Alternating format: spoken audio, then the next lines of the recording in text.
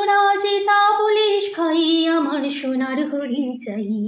মনোহরণ চপল চরণ সোনার হরিণ চাই, আমার সোনার হরিণ চাই, আমার সোনার হরিণ চাই।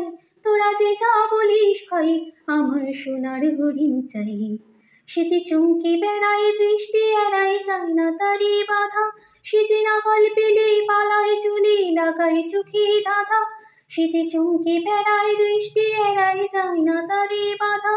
সে যে নাগাল পেলে পালায় চলে, লাগায় চোখে ধাঁধা। আমি ছুটবো পিছে মিছে মিছে, পাই বা নাহি পাই।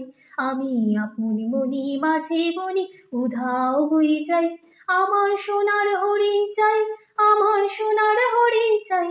তোরা যে যা বলিস ভাই, আমার সোনার হরিণ চাই। নমস্কার বন্ধুরা, একটা মিষ্টি সকালের মিষ্টি শুভেচ্ছা আপনাদের সকলের জন্য। আপনার হয়তো ভাবছেন আজকের এই ব্লগটা আমি গান দিয়ে কেন শুরু করলাম। আসলে সত্যি কথা বলতে কি, আজকে রবিবারের দিন, ওই কারণে রবিবারের দিনটা আমাদের সকালবেলাটা শুরুই হয় গান, নাচ, ক্রিয়েটিভিটি এবং একরাশ আনন্দ ও উচ্ছ্বাস নিয়ে। আজকে সকালবেলা ঘুম থেকে তুলেই বাচ্চাদেরকে প্রথমে একটু ড্রয়িং করিয়ে নেওয়া হয়েছে, তারপরে একটু স্পিকার চালিয়ে ওদেরকে একটু গান চালিয়ে দেওয়া হয়েছে, যাতে ওরা গানের তালে তালে নাচ করতে পারে। রবিবারের দিনটা আমরা একটু আমাদের মতো করে আনন্দ করি। আজকের মামা শ্বশুরের বৌমাকে আমি সাত খাওয়াবার কথা ভেবেছি, তাই হাজার ব্যস্ততার মাঝেও আমি কিন্তু বাচ্চাদেরকেও একটু সময় দিচ্ছি। এত কিছুর মধ্যেও এত রান্নাবান্নার আয়োজন করেছি, চলুন দেখাই আপনাদেরকে কী কী রান্না করেছি আজকে। আজকের হয়েছে ডাল, কচু শাক, লাল শাক ভাজা, আর ওর জন্য একটা মাছ ভাজা করেছি, চিংড়ি মাছের মালাইকারি, ইলিশ মাছের ঝাল, চাটনি, পাঁপড় ভাজা, মিষ্টি, সন্দেশ। আজ কিন্তু আমি একটা দারুণ ক্রিয়েটিভিটির পরিচয় দিয়েছি। ওই দেখুন থালার মধ্যে কি সুন্দর ভাত দিয়ে পাখি তৈরি করেছি, আর শসা, পেঁয়াজ আর গাজর দিয়ে একটা গাছ তৈরি করে দিয়েছি। খাওয়া দাওয়ার পরে একটু বিশ্রাম নিয়ে বিকালবেলা আবার বেরোনো হয়েছিল, আমরা সবাই মিলে একটু বেরিয়েছিলাম শপিং করতে। টুকিটাকি জিনিস শপিং করার পরে একটু ঘড়ির দোকানে ঢুকেছিলাম ঘড়ির বেল্ট কেনার জন্য।